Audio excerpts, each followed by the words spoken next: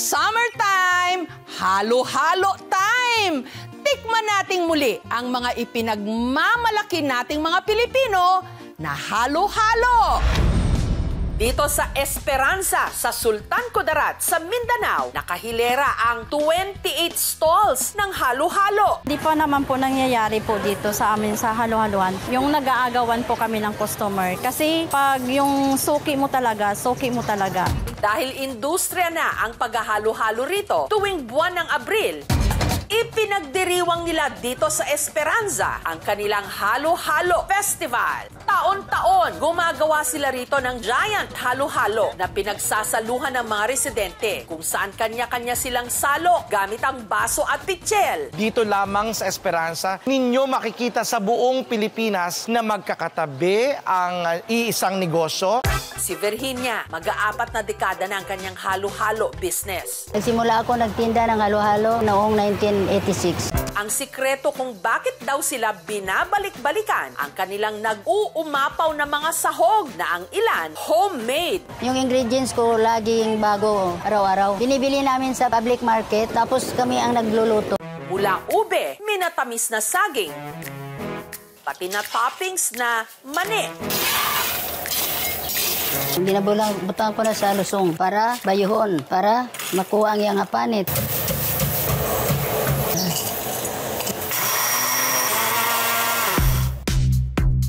May sahog ding sariwang prutas, avocado, buko at pinya. Siyempre masustansya kay prutas, ma'am. And to top it all off, gumagawa si Nanay Virginia ng leche flan na hindi bitin dahil sa laki ng mga tipak.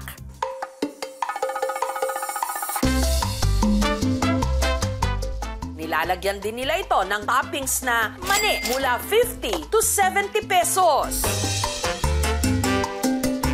Ito ang pinakamasarap sa lahat na halo-halo dahil marami ang ingredients, kompleto. very creamy, ma'am, kasi nga may mani po. Kada araw, nakapagbebenta raw sila ng 200 na halo-halo. Dahil dito, napagtapos ni Nanay Virginia ang kanyang mga anak, pati na mga apo. Naparenovate na rin niya ang kanilang bahay at nakapagpundar ng sasakyan. Malaki ang naibigay ng halo-halo sa buhay namin pamilya. Ituturo ko rin ang recipe ko sa aking anak. Iiwan ko rin sa kanila. Sila ang magpapatuloy, ma'am, ng inumpisahan ko. Kung kidney o bato raw ang kailangang ihanda sa mga nais magkaroon ng cellphone na Pro Max, dito sa Silang, sa Cavite, blood sugar naman ang mapapalaban sa kanilang bigating halo-halo. Nakaserve kasi ito sa maliit na timba. Ito ang Halo-Halo Pro Max ni Marwin. Lagi po tayong bitin sa isang serving, kaya nakaisip ako ng mas malaking serving na hindi nakakabitin na kasya sa buong pamilya. Ang Halo-Halo Pro Max, 1 litro o katumbas ng 3 baso ng tipikal na halo-halo. Perfect daw itong pambarkada o pampamilya. Meron itong mahigit 100 ng sangkap. Mais, white beans, pinipig, sago, gulaman, saging, kamote, melon, ube, beans. At ang leche flan nila, hindi na kalyanera, singlaki ng cake. 200 pesos lang. Fully paid ka na sa Halo-Halo Pro Max. Hindi siya yung sobrang tamis. Balance po sa akin yung creaminess niya and sweetness niya. Yung concept ng bucket niya maganda, unique. Pero ang sabi naman ng mga tigapagsanhan sa Laguna, hindi yan sa palakihan ng halo-halo, kundi sa kasarapan. At kung institusyon din lang sa paggawa ng halo-halo ang pag-uusapan, may laban daw dyan ang kababayan nilang si Rita. Ang kanya kasing halo-halo na survive na ang World War II. At dumaan lang naman sa 16 ng presidente.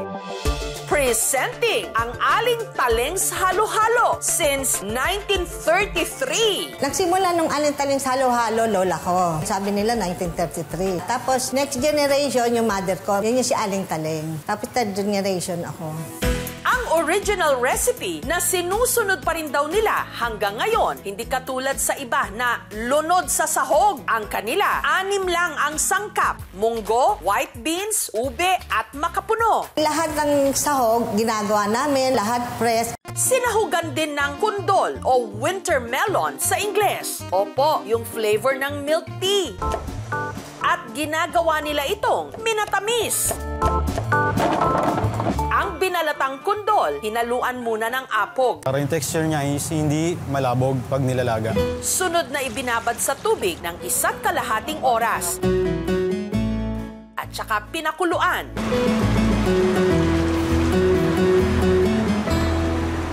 Ibinalot sa katsa. At ipinasok sa isang washing machine. Ita-dryer natin siya para matanggal yung water content niya.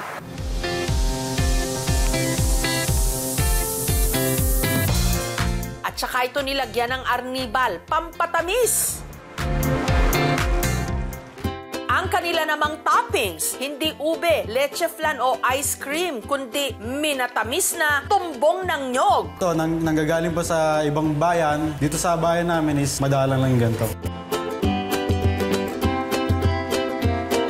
Masarap talaga ang lasa ng tubo sa halo-halo. Sa totoo lang daw, kahit 6 lang ang sahog ng kanilang halo-halo, hindi raw madaling hagilapin ang mga ito. Napakahirap i-maintain o i-set up yung mga aming sahog para maipagpatuloy ko yung mga legacy. 170 pesos kada baso. Yung tubo ng nyog ay matamis, malambot. Di naman weird ang lasa niya. Ang sugar, pag kinain natin yan, pag hindi natin siya na-burn or hindi natin siya na-consume into energy, magsustor yan as fat. Mas malaki yung chance natin magkaroon ng diabetes, ang heart disease, at ang cancer. Pwede naman natin i-enjoy ito, basta kailangan in moderation lang siya.